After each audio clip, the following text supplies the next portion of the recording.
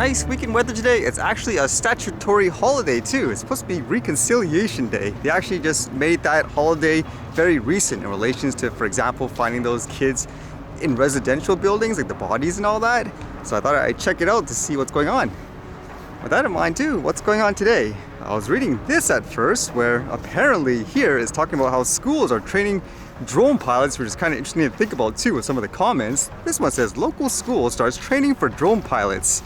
So it says here, Jackson Milton High School students are working to become certified drone pilots. The new course began this year through the Unmanned Safety Institute, and students are already operating 2 levels of drones. 16 students are trained to secure their commercial license in May. A lot of people here are saying they want to be things like an engineer and figure drones are going to be everywhere, so it's kind of an interesting, I guess, or useful skill to actually use. And other people here say, for example, wedding, sports. I know the NFL uses drones pretty much anything. A professional tennis filming person, you could just fly around and film tennis matches. So they all seem to be having like a lot of fun and stuff with this, which I guess is great. At the same time, I guess it is really straightforward with a lot of the modern day drones, like these ones that people use anyways. It's just a matter of getting, I guess, practice. I still say it's almost like playing a video game, honestly. And they say the students are already getting practical experience, I guess you could say, filming things like football games and all that. And they say here, which gets me to think, you don't have to worry about studying for this class. We have to take the test for the course. And it seems like the test, for the most part, like they say here, is primarily seeing that they could, I guess, fly the drone safely and all that. And why this makes me think again is a lot of the modern day drones, they're actually really easy to use. They're made to be, I guess, user friendly. Like anyone can pick it up and try it, I guess. So they're really complicated overall, like with these certification, $1,000 courses and all that. To me, it seems kind of crazy still. I still agree where a lot of people, they say when they see things like, let's just say drone courses to fly something really basic like this, charging $2,000, people are really cynical. They say, hey, I have a course to sell you on how to use a microwave too. In many ways, I do agree where it's over the top in that sense. I mean, it's great that more people are learning it and so forth, but at the same time, is it too over the top with the way things are? Registration, $1,000 courses and stuff like that to use, for the most part, what are user-friendly drones. I even mentioned before, a lot of the people in Canada that teach things, for example, like drone courses or actually certify people to operate and so forth, they probably can't fly. Like, let's just say a manual drone without all the GPS stability and all that. So it makes you wonder if all this actually makes sense. And this was kind of crazy to read today, where you've heard how a lot of retail stores, especially in the US, they have an increased spike in crime where people are just looting stores without, I guess, fear of repercussions and all that. Now, why this one kind of caught my attention, it was published by the Philadelphia Police Department, and they're basically asking for things like, do you recognize these suspects? And they post all these videos of people looting places. Now, why this is kind of crazy is, look at all these different videos that were posted within the same time period. That much crime with that much mob of people looting stores. How confident do you have to be able to do this at all? There's no police officers that are going to touch us or anything like that. And even some of the videos, you can see the people doing the looting, they're like smiling and all that too. Why would you even want to run a business during times like these, huh? Especially in retail stores where some of them are really low margin for the products they sell. They could make maybe like only, I don't know, $20 for some $200 items. So imagine that getting stolen. So this kind of shows you it's out of control, huh? I guess around the world in terms of just criminals feeling there's no repercussions in terms of what they do. And as mentioned, today is a statutory holiday. It's this one here called the National Day for Truth Reconciliation. What is it? It says each year September 30th marks a National Day for Truth and Reconciliation. The day honors the children who never returned home and survivors of residential schools, as well as their families and communities.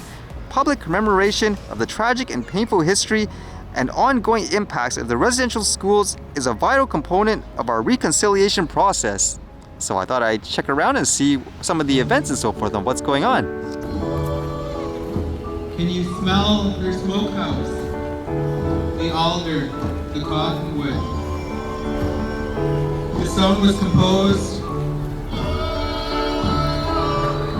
in memory of all of the young boys and girls who tried to run away from residential school.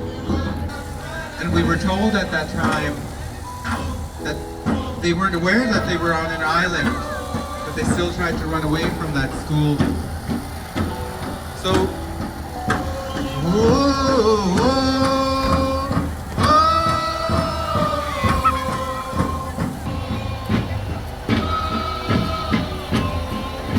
We have left a very long and very entertaining day for us. Couldn't ask for more beautiful weather. Thank you to the Creator for bringing us here, bringing us together. I just want to thank every single one of you for coming out to join us today, because it's very, very important to our hearts that we stand together as one nation. And I'd like to thank everyone that is not Native that is here to appreciate your attendance being here, because it means so much that you are willing to stand with us. So thank you. Doyak Sitnin. Home yay! Home yay! Home yay!